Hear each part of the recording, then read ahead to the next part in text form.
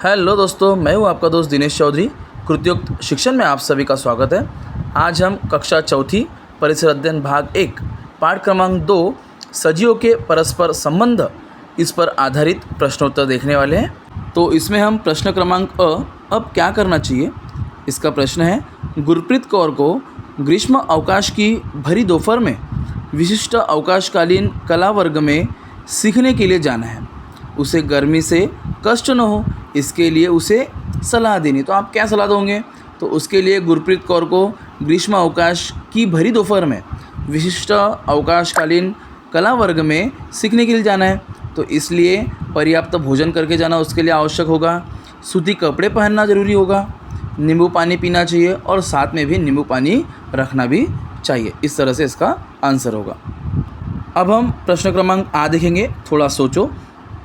इसका पहला प्रश्न है, खेत में फसल खड़ी है। इस समय ज़ोरदार बरसात होने पर खेत में पानी संचित होने के कारण फसल सड़ जाती है।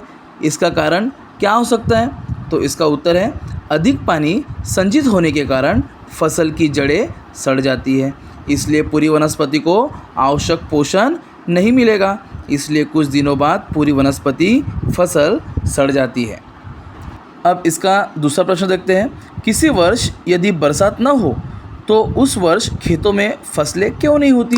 तो इसका उत्तर है, फसलों की उचित वृद्धि तथा विकास होने के लिए अपेक्षित मात्रा में पानी की आवश्यकता होती है। बरसात न होने पर फसलों को पानी नहीं मिलता है, इसलिए खेतों में फसलें नहीं होती। अब हम आ का तीसरा प्रश्न देखते हैं। धामिन सांप का एक प्रकार है, वह खेत के ही आसपास क्यों रहती होगी? तो इसका उत्तर है, धामिन ऐसा सांप है जो आकार में बड़ा होता है। खेतों के आसपास बड़ी संख्या में चूहे पाए जाते हैं। इन चूहों को खाकर यह अपना पेट भरता है, इसलिए यह खेत के ही आसपास रहता है। अभी हम देखते हैं इसका प्रश्न क्रमांक 4। बर्फीले प्रदेशों के वे प्राणी जिनके शरीर पर बाल होते हैं, उनके बाल ठस यानी सघन हो गए या विरल। इसका कारण क्या हो सकता है? तो इसका उत्तर है, बर्फीले प्रदेशों के प्राणियों के शरीर के बाल निश्चित रूप से उस अर्थात सघन हो गए। सघन बालों के कारण कड़ाके की ठंड से उनकी रक्षा होती है, शरीर की गर्मी बनी रहती है। यह इसका उत्तर हो गया। अभी हम देखते हैं प्रश्न ई, जानकारी प्राप्त करो। तो इसका पहला प्रश्न है, महाराष्ट्र के निम्नलिखित स्थान किन फलों के लिए प्रसिद्ध है? तो क नागपुर, ख घोड़वल, ग सासवड़, घ देवगढ़, च जलगांव। तो इस तरह से नाम है। तो नागपुर यह संतरे के लिए फेमस है, घोड़वल यह चिक्कू के लिए फेमस है, सासवड़ यह अंजीर के लिए फेमस है, देवगढ़ यह आम के लिए फेमस है और जलगांव यह केले के लिए फेमस है। तो इस तरह से इसका उत्तर होने वाला है। अभी हम देखेंगे प्रश्न बड़ी। नीचे दिए गए प्रश्नों के उत्तर लिखो। उसका पहला है, वनस्पतियों के हमारे लिए कौन कौन सी उपयोग है? तो इसका उत्तर है, वनस्पतियों से ही हमें अनाज, दालें, तेलहन, फल, फूल तथा साग सब्जी मिलती है। वनस्पतियों से ही हमें कपड़े तैयार करने के लिए कपास मिलती है। ये हमें कई औषधियों के साथ साथ ऑक्सीजन भी देती है। इस प्रकार वनस्पतियाँ हमारे लिए बहुत उपयोगी है। तो अभी हम इसका दूसरा प्रश्न देखते हैं। वृक्षवासी यानी वृक्षारोही प्राणी किसे कहते हैं? तो इसका उत्तर है, भोजन तथा सुरक्षा के लिए अपने जीवन में अधिक समय तक वृक्ष पर रहने वाले प्राणियों को वृक्षवासी यानी वृक्षारोही प्राणी कहते हैं। जैसे कि बंदर, गिलहरी, लंगूर इत्यादि यह वृक्षवासी प्राणी ही है।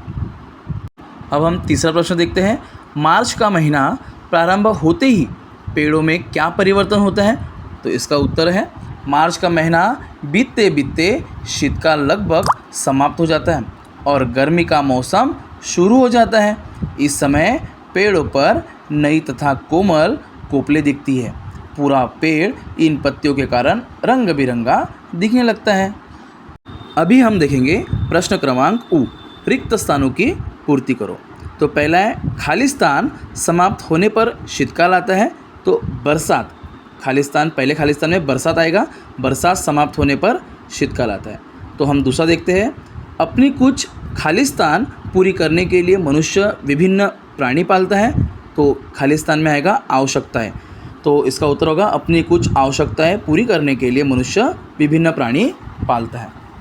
तो हम तीसरा देखते हैं, वनस्पतियों को कीड़ों से बचाने के लिए खालिस्तान छिड़कते हैं। तो हम वनस्पतियों को कीड़ों से बचाने के लिए कीटनाशक छिड़कते हैं। तो चौथा प्रश्न, शीतकाल का वर्णन खालिस्तान ऋतु के रूप में भी किया जाता है। तो इसका उत्तर है शीतकाल का वर्णन पतझड़। तो खालिस्तान में पतझड़ यह आएगा, पतझड़ ऋतु के रूप में भी किया जाता है। तो बच्चों, यह था पाठ क्रमांक 2 सजीवों के परस्पर संबंध, इस पर आधारित प्रश्न उत्तर।